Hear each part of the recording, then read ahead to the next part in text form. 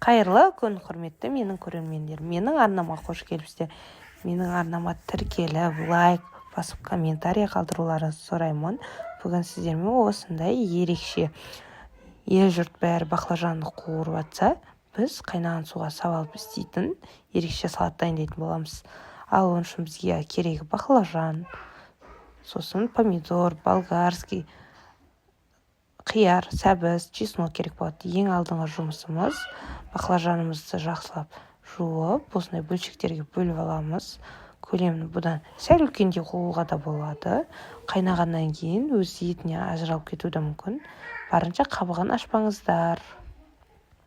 Осылай бөлшектерге бөліп, дайындап, ыдысқа салып дайындап алатын боламыз. Сосын қайнап тұрған суымызға 5 минут көлемде қайнатып аламыз.